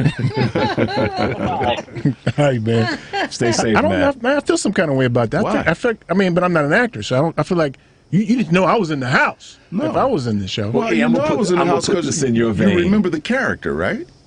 You remember? I remember the character. The father-son relationship in the prison. But I know you, though. I figured I would have. That's Don't right. matter. It's called. Hey, man, you got skills, brother. I got skills, man. That's my man. I don't know he's in the show. I'm watching the show. Well, now I got to binge watch because I'm like, damn. Yeah. I mean, admittedly, I was not paying attention. I was watching it while I was at my office. Right. So, and Courtney Vance is my man. I like Courtney. Courtney's a beast, man. He's incredible dude. Yeah, I saw when Courtney popped up. Yeah. But you? Yeah. You just lying. You wasn't in that show, man. Okay. You driving a cab or something. Hey, long as the check cash, brother. the wire transfer went man, through. I got money spent, baby. All right, let me get Dave. Let me get Dave calling from Hoffman Estates. Hey, Dave. Sorry, man. We're silly today, man. How you doing? No. Hey, Eric, Richard, question. You said your guest name was wrong? Morocco Omari. Morocco. Oh, sorry. Just when I was listening and you're talking about I paid for like 5 shows. Now, after you've done your 5, would you get extra pay if they did a flashback scene of your character's demise after you've done your 5 or whatever your contract call for? Yeah, it can be negotiated. Everything is negotiable. Like you're saying, okay, I've done my 5, and then 3 episodes later they do a flashback scene. Yeah, you can get paid. I just was thinking when you brought that up, but that wasn't I mean, a good agent lawyer or manager will make sure that you get what you deserve. They'll negotiate it. And I mean, TV has a lot of money. A lot of these shows have a lot of money. I'm just curious if you get residuals for that. Oh, yeah, you definitely get residuals. Yeah. But what I was going to ask, I got 2 quick things for you. The others one, like when you're talking about the Supreme Court, these justices that misled the senators and everybody during the confirmation hearing, how are they not? How can they not be defrocked for perjury? Because the House doesn't have the guts to take them there. That's why. They can be. The law allows for it, Dave. The House of Representatives doesn't have the guts to say, you know what? They lied to the Senate. There you go. And then take it from there. So it goes back to what Eric says. The people who we elect and expect to do our work, the way that we elected them to do it, do not have the Strassels to step in and say, damn it, enough. And that's what frustrates us the most in many cases. And I'm not speaking for Eric, but I know in this space that frustrates a lot of us, is that we work hard to get these folks elected. How did you not know this was getting ready to happen? Yeah. Why are you surprised? That's what I get. So, yeah good question, Dave. Like I was mentioning before, this didn't just happen. I mean, this was under George W. Bush when they first started chipping away at the Constitution and stuff like that. And leaders that the Democrats got in office now still were that, like the Durbins and the Schumers, just as an example, and that they've seen this stuff coming, you know. Yeah. I'm sure they figured they're in solidly blue states, so yes. It's the one consistent question that they ask of all Supreme Court nominees. What's your position on Roe v. Wade? It's the one everybody knew it was coming. So it befuddles me how anybody could act surprised or clutching their. Oh my God! I can't believe they did. What do you mean you can't believe they did that? And now everybody's in the damn streets protesting it once again. Go home. When we've been telling you, you can't protest. You can't. Stop the break-in before it happens, rather than trying to fight a robber when they're in your house. Why are you upset now? You should have been upset 50 years ago. We told you to lock the damn gate, double lock it, triple lock it. But no, Dave. No, they don't want to do that. They don't want to believe it. Go ahead, Dave. Sorry, man. And last thing, real quick, you have to see the story I read. It was like out of People reported that nearly 20 years after her husband was confirmed for the Supreme Court, Jenny Thomas had left a voicemail for Anita Hill, asking her to apologize for accusing Clarence Thomas for sexual harassment. This was done on, the story just came up that it had been done on October 9th of 2010. And when Anita Hill was a lawyer and a professor at Brandeis University, received a voicemail on her office line from Jenny Thomas saying, I would love you to consider an apology sometime and some full explanation on why you did what you did with my husband, Jenny Thomas said in a voicemail. So give it some thought and certainly pray about this and come to understand why you did what you did. Okay, have a good day. Yeah. I don't feel bad about much with Clarence Thomas, except the fact that he's married to that woman. I don't feel bad for that either, because I don't feel bad. It's crazy. I mean, I hope they get her already. You know, Yeah. I know that. Nah, the system ain't built. The system ain't built to get her. Nope. The system ain't built to get her. She's gonna walk free like your boy Trump. All of them gonna walk free. Yep. Yeah. Get ready for it. Well, I don't believe Trump will ever get it because I think everybody's too afraid that January 6th was just a warm up for what this. You know, next time they haul up. Everybody's always afraid of the white mob. Mm-hmm. Yeah. Yeah. Yep. So, hey, Dave, I appreciate it, man. Be safe out there. Let me clear so you get together. Be well, y'all. Okay, man. Thanks, Dave. Take care. Yeah, everybody's afraid of the white mob, man. So, you know, whenever they can't get their way, roll out the white mob. Yeah, and Eric's part of the frustration for the last 48, 72 hours for me is I'm repeating myself over and over again because we have been saying this for such a long time. Yeah. This is that bit of legislation that is a tipping point, Tressa, that you said it earlier. Black women and many other women of color have always known how to navigate the waters of this country that we live. Always. Well, so I have the answer though. I know how to fix it. What? I can tell you how to fix it. I ain't gonna tell you right now. But Okay, that's all right. keep it a secret, man. You know. But right, Tree. I mean, because we want to hear Rock sing, right? Hey, man, I've been trying. You know your boy. I really don't. I don't. Thank you. Said that. Maybe play the guitar. Little Andy Griffith. He said he put it up, man. Why you got to do your man like that? I mean, you know, people walk up on comedians all the time. Say, "Tell me a joke." I know, right? We walk up on an actor. Act, man. Yeah. Act. Which is crazy. Snap. Just go. Do that. Craziest thing. Action. He's supposed to do some Othello. To be or not to be. Right. Break out in that. You break out into Bravo. Bravo. Yeah, sell me this pencil. Like, what's going on? Sell me this pencil. Oh man, I know. Too funny. So, Tressa, in terms of asking a bunch of questions, how are you feeling, dear? How you been doing? What's been happening? Real, no BS. Well, as you and I don't get a chance to talk much, but I'm always in contact with E. But yeah, it's just still navigating my dad's estate is what I'm doing, and currently trying to work things out with my family to avoid a knockdown, drag out court appearance. Yeah. Because that's where it's heading. And then just looking deep within myself to figure out if that's a fight that I even want. You know, I was telling my newfound attorney that as long as I can remember, I have been taking care of other people's business all my life. From, you know, time I got married, then I've had children. When I was younger, older siblings, younger siblings, divorced, you know, then my dad. And it's just, I don't even know that this is something that I want to do. I hate that you're stuck in Mississippi, though. Yeah, me too. I hate that I'm stuck in Mississippi, too. But it's kind of also like Morocco said, you just never know what God has in store for you and hows and the whys of where you may find yourself. But just know that I'm going to trust the journey and I'm going to trust his plan for my life. Yeah. Can you trust his plan for your life in Chicago instead of Mississippi? Said E unselfishly. I'm just saying, man. Yeah, people stuck in Mississippi. I just say. Yeah, the state that crazily the state that is the genesis of this. I can't affect change from Chicago.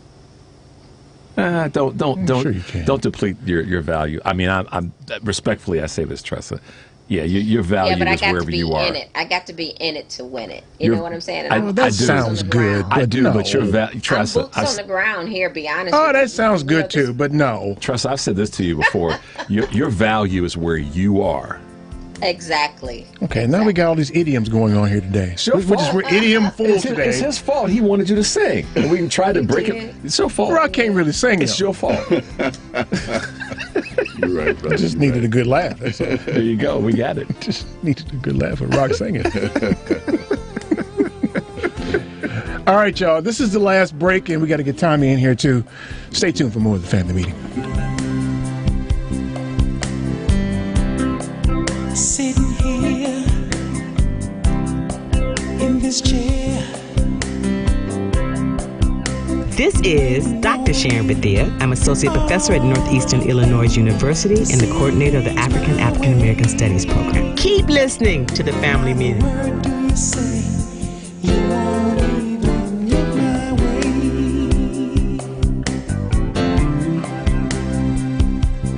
Girl, I'm spending my A 2016 study estimated that 13.1 million Americans were victims of identity theft last year. Fight back against your identity being stolen by signing up for Identity Guard. Identity Guard monitors your credit and identity information with alerts that can help you respond quickly if certain changes indicating fraudulent activity are detected, as well as help protect your computer from viruses, keylogging, and other serious threats. Plus, with Identity Guard's dynamic credit management resources and tools, you will have helpful information as you make better financial and credit decisions. Identity Guard includes $1 million identity theft insurance and lost wallet protection, and more if you ever do become a victim. Protect your ID for as little as $6 per month. Yes, that's only $6 per month by visiting lookaftermyid.com. That's lookaftermyid.com to securely sign up for Identity Guard today. A basic and essential part of any financial plan is savings. Most of whatever cash you have will be there because you put it there, not necessarily because of some fancy investment. Now with Save and Plan, Polaris has introduced a way for you to get empowering financial advice. Save and Plan is simple. Just sign up to save on a systematic monthly basis directly from your account and gain access to a planner and our planning services. Once you sign up to save, Polaris will help you develop a customized financial plan and give you a real person to speak with. Your dedicated planner is just an email or phone call away. Save and Plan offers empowering advice for everyone. Visit us at polarisadvice.com and call us today at 312-951-2606 or email us at polarisadvice.com. That's 312-951-2606 or email us at polarisadvice.com. Save and Plan, empowering advice for everyone. Securities offered through Lion Street Financial LLC, member FINRA and SIPC. Investment advisor services offered through Lion Street Advisors LLC, registered investment advisors. Polaris Wealth Management and Lion Street Financial are not affiliated.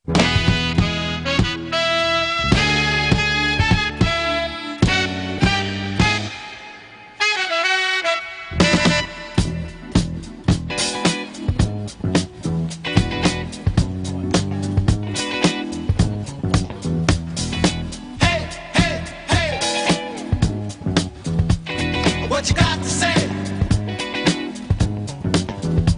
Say, hey, hey, hey. What you got to say?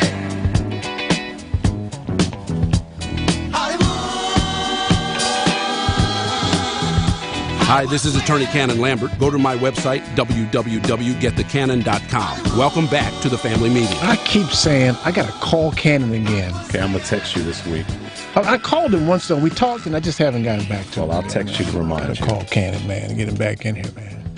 Yeah, I got to call our girl, too, man. I mean, I got to call out people, man. I'll get the list together. Yeah, a long list of people, man. Yeah, y'all. So, guest today is Morocco Omari. Hey, man, you have a website, Instagram, all that kind of stuff you want people to follow? Oh, no, not really. I mean, yeah, I got like MoroccoOmari.com, but the Instagram is mo.roc.co. But if you look up my Wait. What's the website your again? name. Yeah, it'll come up. The website is my name, MoroccoOmari.com. Okay. The Instagram is mo.roc.co on Instagram. You know. Okay. So you're not very active on those things. I have fun. I have fun on Instagram. Like I'll post my trips. Right now, I'm pushing a lot of P-Valley because we have to do promote the show and stuff like that. So I'll do some behind the scenes type stuff, that I've shot throughout the season. You were in Hollywood too for the new season. For the premiere, yeah. Yeah. How was that? I reluctantly you don't like went. Hollywood so tough. It's good for people who like to be peacocks, man. You know what I mean? I just like to do the work and disappear. You know what I mean? I can appreciate that. I'm that way too, man. It's you do the work, you go home, and I mean, I understand it's part of doing the interviews and taking the pictures and all of that stuff. But it's like, man, I've given everything that I got to the role, and now I just want to take the role off and go and walk the earth. That's right. I know how that is, man. You got to put on your church clothes and everything. Get your smell good on. Right, man. Iron your suit. That's right. Clean all up and stuff. See, we real. Iron your suit. I ain't got time to go to the dry cleaners. You got that wash and wear suit, man. Take it out the dryer. Snap it. Right. That's the man that knows how to do laundry. That's it, right? He's Snap it, man. I got to go. Oh, you know what? Well, I better just Put some Vaseline on your shoes. Yeah, right. Because you got to go. You got to go, baby. Get them rankles out, man. Yeah, man. Get them rankles out. All right, y'all. This is so we got to see what's on Tommy's mind. Shan't we? Yes, we shan't. Tom, what's up, man? Well, a very pleasant afternoon to all of you in the studio, especially to Tressa. Always great to hear your voice, and also to your actor who's on the show with you today. It is fascinating to hear some of the insights of the things that go on behind the scene, and an individual might have a clear narrative about where we're at. You know, it clearly says that what will be known has been shown, and that you are without excuse.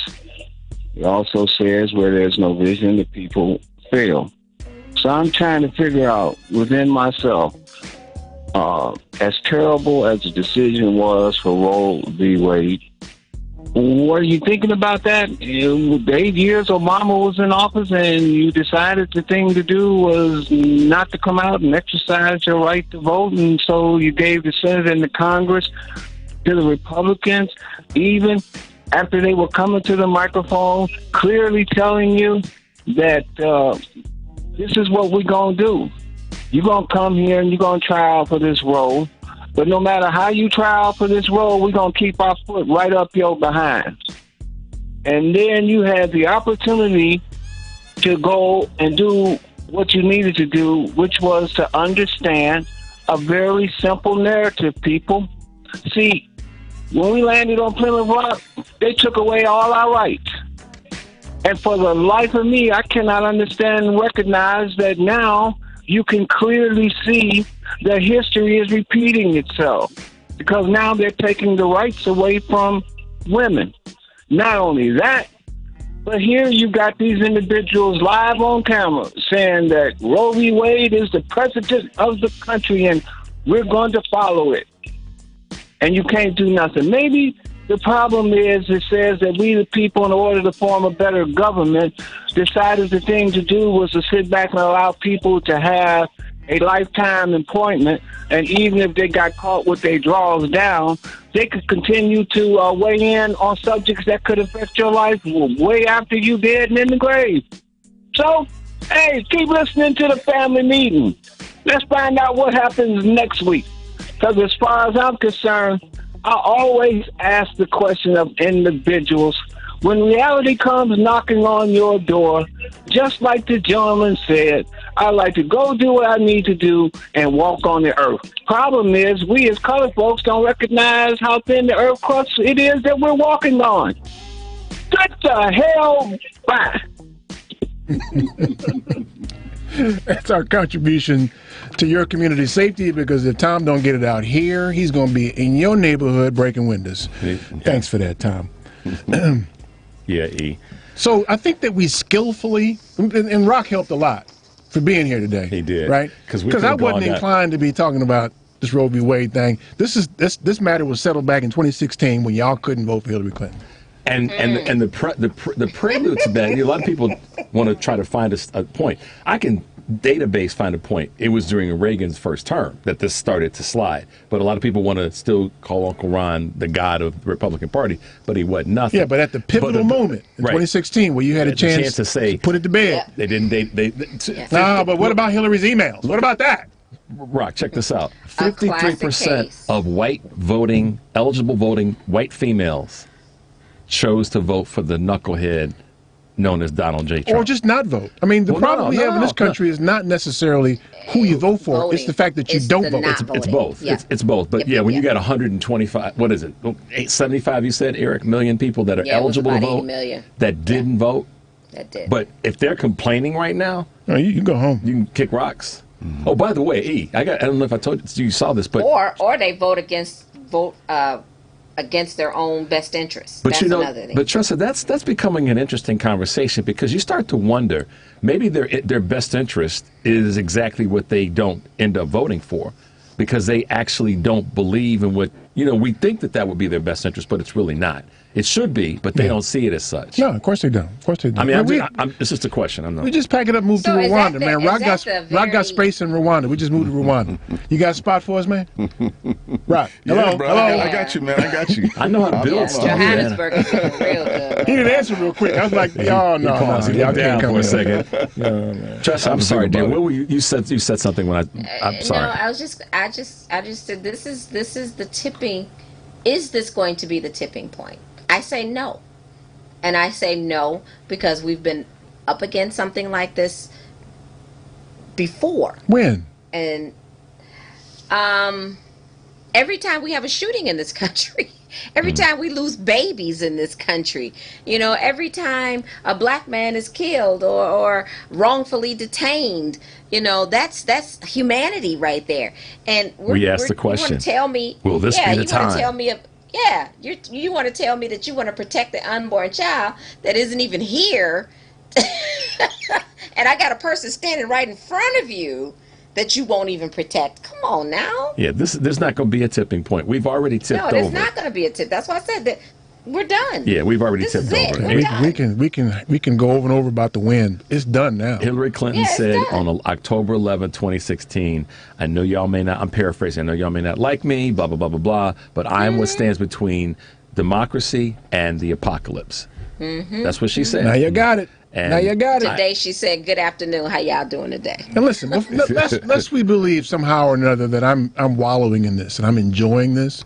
No. But listen, what you upset about now, I was upset about 10 years ago. Eric said Right? this. Eric's been saying for the longest time, America needs to get that ass whooping. Well, here it is. Yep.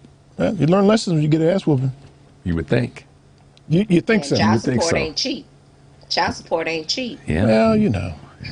About to see. You know what? Again, Yeah, they about to see, Rich. They about to see, Trust. It's- I mean, it's- seriously. What's the real intriguing part for me is going to be the enforcement. That's going Yeah. to be. Well, you've said that to before. watch these people kind of put together these strike forces or animating These vigilante or- directives. Yeah, or animating the police in a way to address these matters. I mean, the police are already screwing up matters they shouldn't be involved Now with they anyway. got to deal with something they don't have no clue how to Right, deal now with. you got to, make note of somebody who's pregnant and check on them to make sure they're but still pregnant. Before we even what? get to that, it's going to be the silent despair that people are going to have to deal with. Mm-hmm. That silent darkness and being in that place of having nowhere to turn.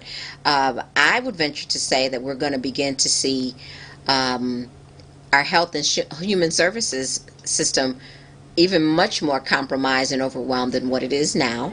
Yeah. They don't have the resources to support what's going to be coming. I don't even think they even know what they've done. Well, on that this. on that level, Let's- there's two things that we almost forgot to mention something this week that happened with regard to J6, and that was the testimony of Lady Ruby, and I mean the fact that. I mean, Tressa. Did you watch any of that stuff, right? That was right. I mean, how? Yeah, but if we ain't careful, if we're not careful, we could be easily so overloaded to where we just shut down. Right, and that's what your Because point we've got about so much being right. what you said about we need the to listen despair. to to Rock and just go to Rwanda. Be done with it. Well, Yeah, Tressa, but this I worry isn't a about black that. person's issue. I worry about that. This isn't. Yeah, but it's stressful though. Trust, it's I unnecessarily stressful, and it ain't even a direct impact. I It's worry just- about certain suicides going up Exactly. because of despair. Some 16-year-old gets raped by a member of her family, Yeah. and nothing can be done about it. Yeah. And on and on. Those are things that are going to become real. To Eric's point about enforcement. Yeah, the police state is really going to be the frightening part. All right, so let's do this, y'all, because Shift gears. I really don't even like. Yeah, I know. I feel like it's stupid. I mean, not the way women are impacted by this, but just damn, y'all should have known this years ago. So and you don't Yeah. deserve it. I don't want to make you feel like you deserve it. No. But I mean, what? At this point, Really? we shouldn't have to repair the house that got broken into and ransacked. I told y'all they was in the house we're messing playing around this- already. that game. So, Rock, what you working on these days, man? Yeah. Man, I'm wow. I have some filmmakers in different countries that reading their scripts and figuring out the next film that I'll help produce. I produced a film in Uganda, and it's the first Ugandan film on Netflix Africa. So we, it's big. It's on Netflix now? It's on Netflix Africa and all black here, because we did a different deal. Netflix wanted to pay us for both, like Africa and North America, right? The same price. And What's we're the like, name of the movie, man? Huh? What's the name of the movie? The Girl in the Yellow Jumper. Why didn't you say that, man? I just did. Okay, I'm just. Isn't that always the best response? Why did you just ask me a question? The Girl in the Yellow Jumper. The Girl in the Yellow Jumper, and a great director by Luke Manali, beautiful director, and he reached out to me, and I sent me a script. First, he sent me a scene and a trailer, and I was like, whoa. And then he sent me the script, and I was like, how much do you need to finish? And I was able to raise the money, and we finished shooting. And wow. Yeah. Okay. So, The Girl in the Yellow Jumper. Check that out on Netflix. Well, it's on All Black over here. Yes, Netflix right. Okay. in Africa, because we did 2 separate deals. And I have a filmmaker in Rwanda, Kenya, Cameroon, and Uganda. There's a few scripts that I'm, trying to get the budgets Told right. y'all he moved. He don't live here no more. He visits here. I mean, you know, Bob Marley said world citizen, man. And, it's like why do I have to be limited? So who twisted your arm to come to Chicago? I'm from Chicago. I know, but you wasn't really planning on. You didn't know if you were going to make it to Chicago. My mom. Of course my she mom, did. my family's here. I mean, she didn't twist my arm, but, I was on duo with her, and I saw her face, and I was just like, let me go home and see my mother. I'm glad you did, man. You know what I'm 'Cause saying? we talked about because that. I talked to another friend. He just lost his mother, so we have to celebrate our family. While they're here. And I'm my mom's only child, so I was like, let me go see my mother and my aunt. And, Have you taken them with you over to Rwanda? Not yet. I wanna build this house, and I want to take my family, and just have them plant a tree for an ancestor. I'm going to go first, though. No, you can't. Oh, well, you can come over. I'm saying, I'm saying planting the trees. You can't go Right. first. You can be there to I don't the dig ceremony. Yeah, you can be part of the ceremony. Yeah, I don't really dig real well, so that doesn't make a difference, man. Eric likes his hostas plants, so. But somebody else put them in for me. Right. I don't dig. Really, That's not. So I mean, do you have some place people can go and see what you're working on? Is it on your Instagram? Or? Well, I mean, we're on Stars. P-Valley's on Stars right now. I mean, you don't keep a website and list all the stuff you got going on? I get the website I gave you. It's my name, MoroccoOmari.com. I usually do workshops and stuff like that in different countries. And because of COVID, we didn't do anything. I'll come back to Chicago when I'm here for a longer time to do a workshop here because this guy asked if you do anything I'm here. coaching actors on Zoom and stuff like that for auditions and stuff like that. So We're going to have you at ETA Theater to do that. all right, let's do it. It's done. Let's do We'll it. Consider it done. Yeah, let's do it. This is a show Saturday, isn't there? This coming Saturday? No. The second? No, I'll tell you about it. Okay. All right. Sorry. One of them things, man. Yeah, I got you. And Tressa, you got any questions for Rock before we bounce? None that I could talk about on the air. Oh, that's just so nasty. wow. That is so incredibly nasty. You need to come back to Chicago. It's been in Mississippi too long. That is nasty. I know what's on her mind because she's in Mississippi. Yeah, I know. A little self-care there, Lady Day. Thank you, Morocco, for all that you do, for the representation Yeah, man. that you are displaying on behalf of us. We appreciate that. Well, thank you. Showing your power. Thank you. No pun intended. Thank you. Oh, I get it. The power thing. I get it. Jeez. He made it funny. Normally, Rich I'm made the one it that's funny. slowing the uptake, and you were like, Rich made it funny. Eric jumped in Did the you hear back that, Tressa? seat. He missed that. Rich made it funny, man. I don't get it. I love you guys. I love you too, baby. The website is MoroccoOmari.com. Check it out. See what Rock's up to. Rock, thanks for hanging out with us, man. Thank you. Sorry to drag you in this mess, No, man. man, it's all good. To the Black Asian dude. Yes, sir. And Tressa and that amazing news as usual. Yes, sir. Thank you. Say the You're thing welcome. for me, I love you girl. guys. Say the thing. Hold on. Identity God. That's right, my friend. Tune into the family meeting every Sunday at 4. I'm your host, Eric Grant. Peace. With some riches, you're lovable, huggable. I love the cute Morgan, as long as I'm around and down. The preceding program is paid for by Eric. NBC News Radio, I'm Brad Siegel. The G7 summit has kicked off in Germany. Leaders from the world's wealthiest democracies are seeking to remain united in the face of issues stemming from Russia's invasion of Ukraine. The leaders agreed to a ban on Russian gold imports and will discuss further sanctions on Russian oil. Ira Spitzer has more. This year's G7 comes